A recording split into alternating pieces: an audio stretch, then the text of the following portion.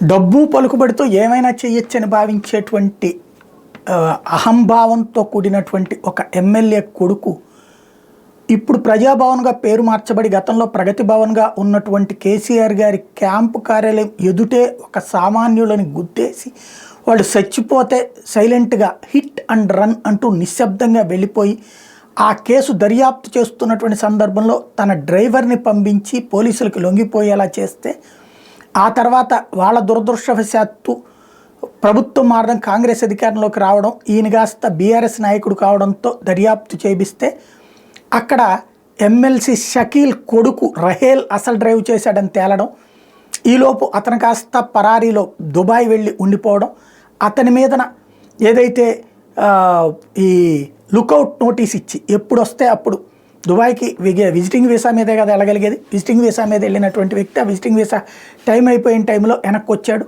అతని visiting visa expansion కుదరలేదు. అట్లాంటి సందర్భంలో దిగగానే పోలీసులు అరెస్ట్ చేశారు. తెల్లవారుజామున న్యాయమూర్తి ఇంటి ముందు హాజరుపరిస్తే 22వ తారీఖు వరకు రిమాండ్ ఇచ్చారు. చెంచల్గూడ జైలుకి తరలించారు షకీల్ కుమార్ రెహాల్ని.